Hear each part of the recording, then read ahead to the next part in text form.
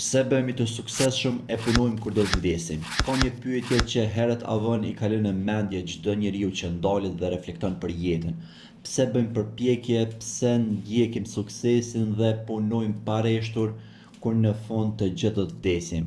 Kjo pyetje më shumë filozofike se praktike është një reflektim mbi qëllimin e ekzistencës. Në pamje të parë duket e pakuptim. Përse të ndërtojmë, të krijojmë, të lodhemi, të arrijmë lart, kur çdo gjë që ndërtojmë është e përkohshme. Kur një ditë emri ynë do të harrohet, pasuria do të shpërndahet, puna do të mbulohet nga pluhuri i kohës.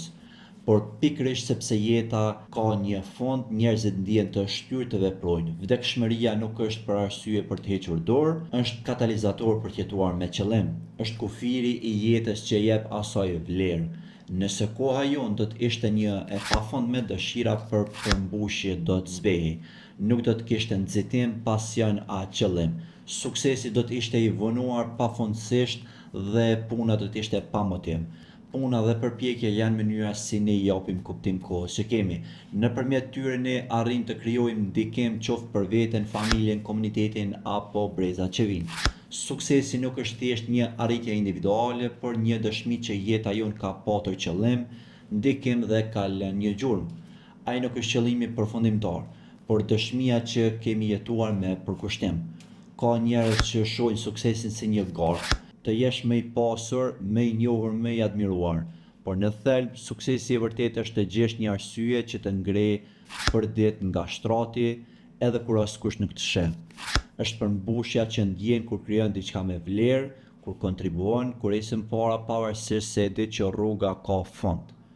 Por ne do të vdesim. Por kjo nuk është arsye për të hequr dorë nga puna dhe përpjekja. Është pikërisht ajo që na kujton se kemi vetëm një jetë për të dhënë më të mirën tonë. Njerëzit punojnë jo sepse janë të verbër ndaj fundit, por sepse duan që ai fund kur të vijë të mos kenë jetuar kot.